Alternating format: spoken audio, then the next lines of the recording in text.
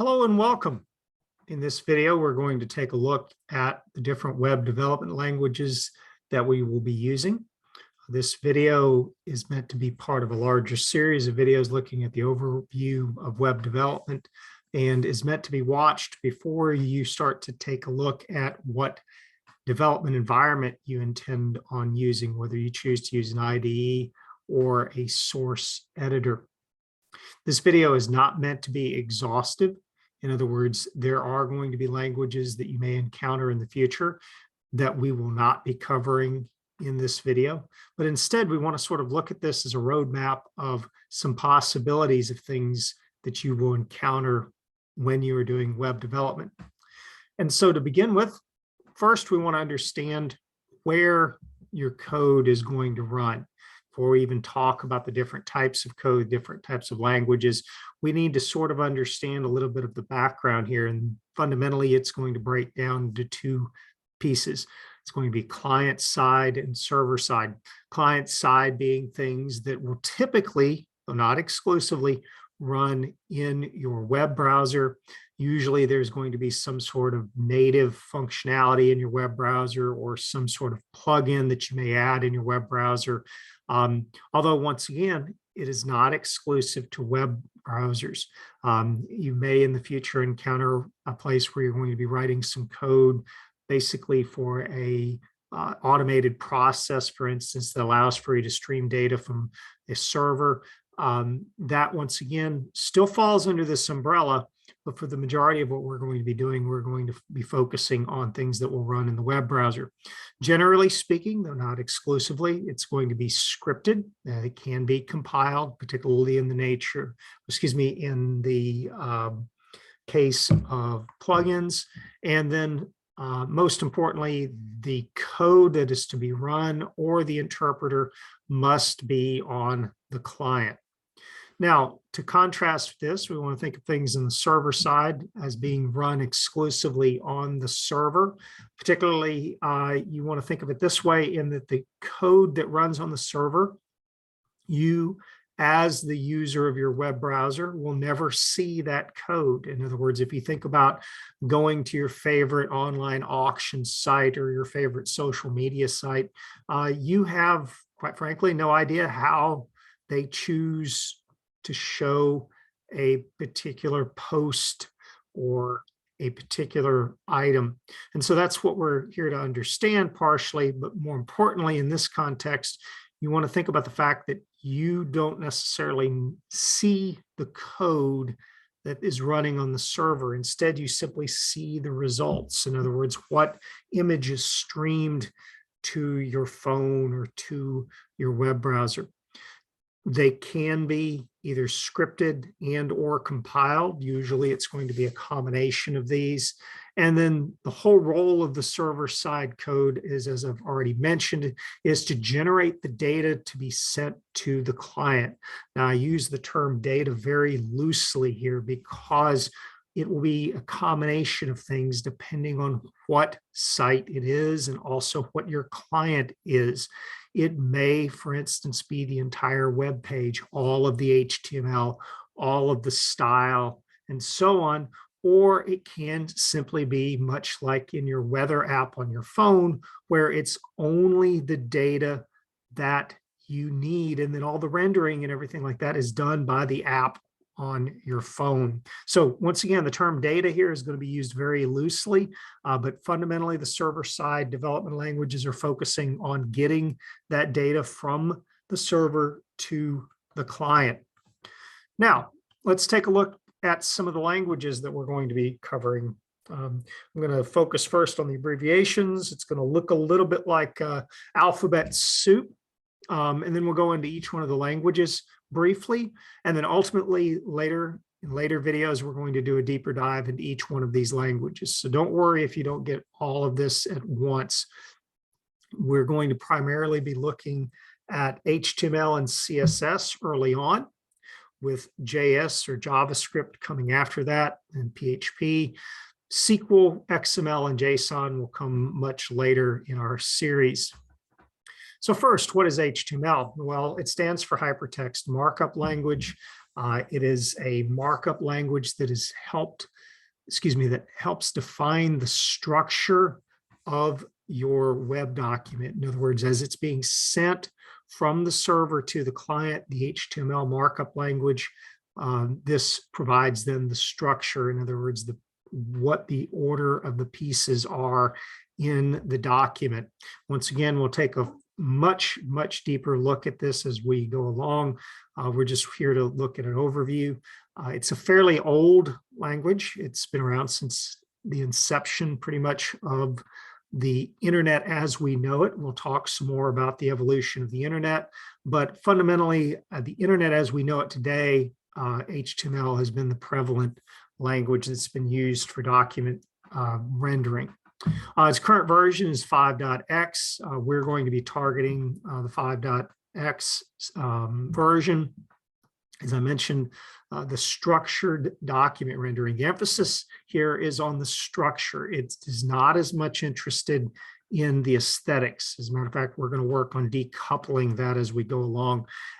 And even though it is streamed from the server to the client, it is not technically run on the server. It is run on the client. Now, whether that client happens to be something that you've built or your web browser, that's a different question. All right, continuing on then, let's take a look at the next piece, and that is going to be our cascading style sheets. This, in contrast to HTML, is focusing on the style or the aesthetics. It too is fairly old, with its origins in 1996. We're also going to be focusing on the current version here, 2.1. Mainly what you will see in the older versions as opposed to the newer versions is that they've introduced richer features, in some cases, even things that look a little behavioral, but we're going to focus mainly on the aesthetics for the cascading style sheets. Its purpose, as I said, is for aesthetics, presentation. It too is streamed from the server to the client. However, it runs on the client. And so the idea is that it will control then the view of your web page. The HTML focuses on the structure of the document, with the style sheets focusing then on the aesthetics. And so things like the colors, the font size for that matter, things like that are going to be controlled in the cascading style sheets. The next piece of this is going to be JS or JavaScript. It is a programming language.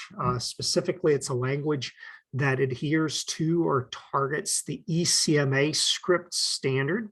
We'll talk a little bit more about that. The current version of it is version 12.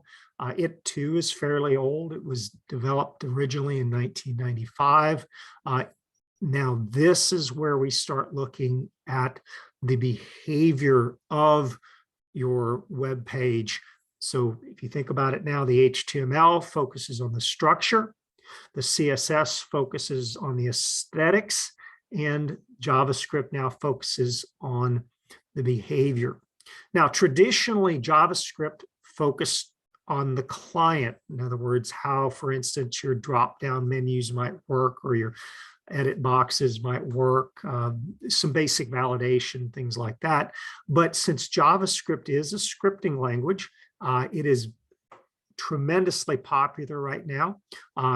It has a lot of libraries that can be used. And as such, it's evolved now into a server-side scripting language. So what you'll see is that you can use JavaScript as a single language on both the client and on the server by just simply targeting different libraries or different frameworks.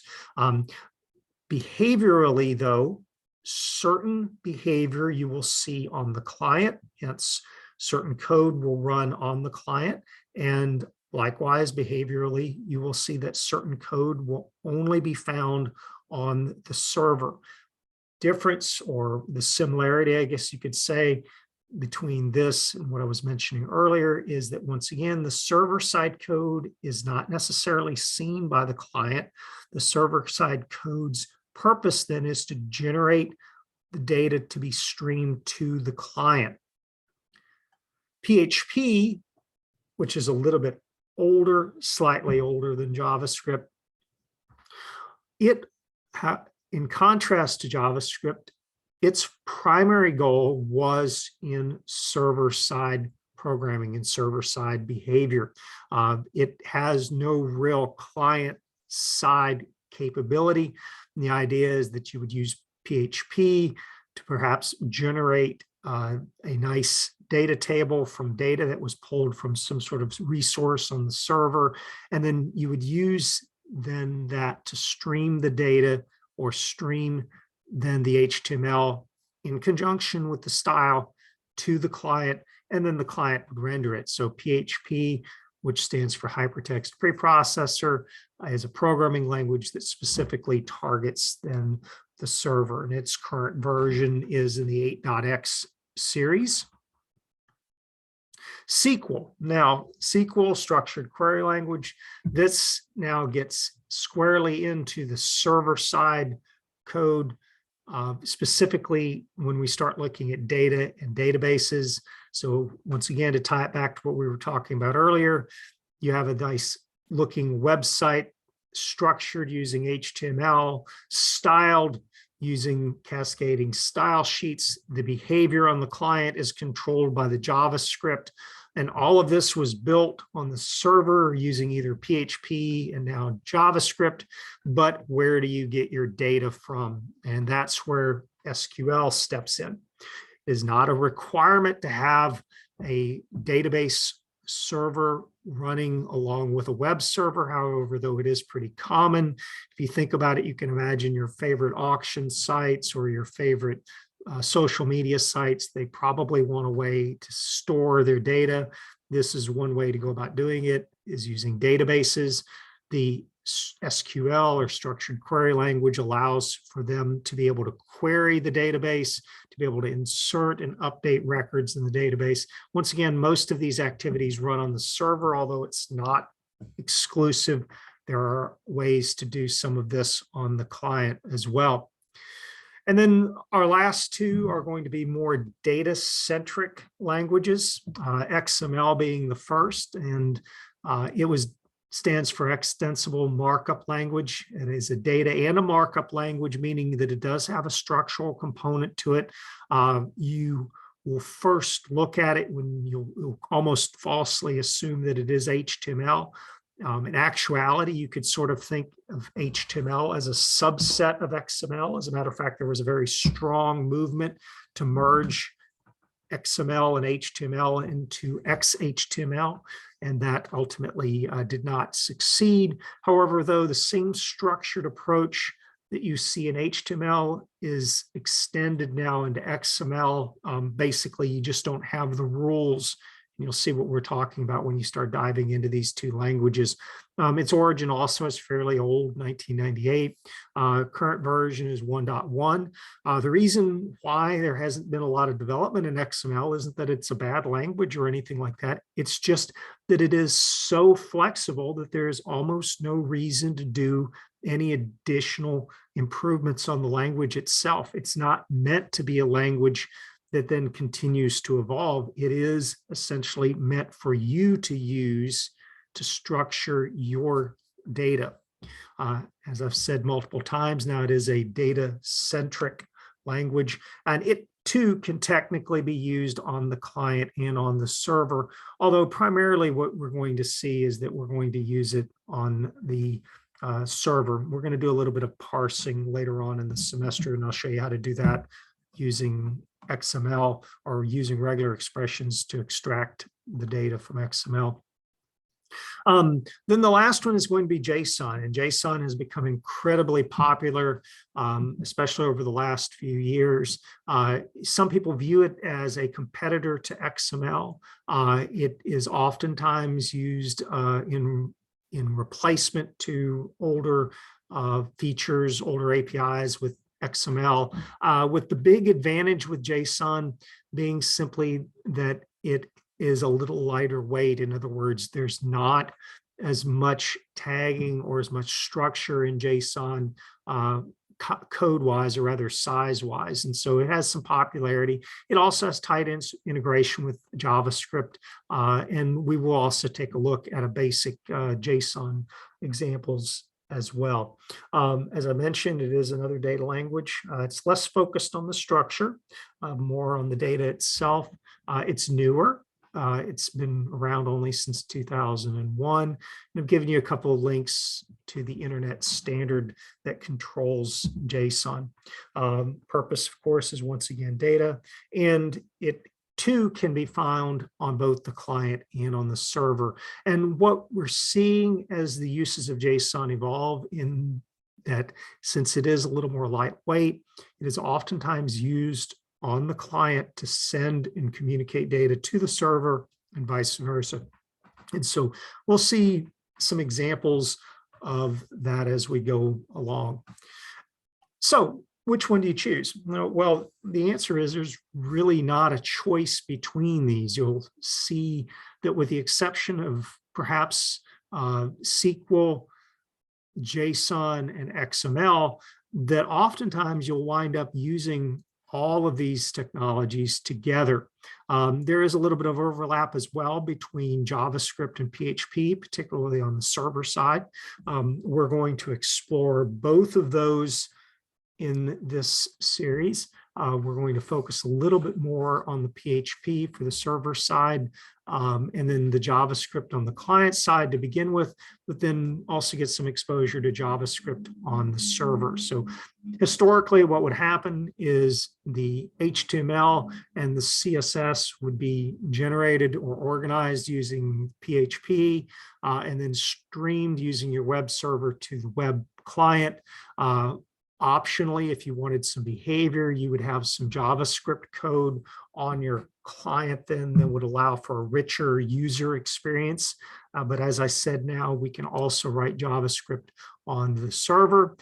Depending on how you want to transfer your data, you would do that using either XML or JSON, with the current trend being more use of JSON. And then ultimately the SQL would be used then on the back end or on the server side to focus on the data storage. And so really you want to look at the purpose of each one of those languages. The other thing to consider are the existing resources. And what do I mean by that? And that sometimes you'll be working with a client that simply only wants to support a certain language or a certain approach or a certain architecture.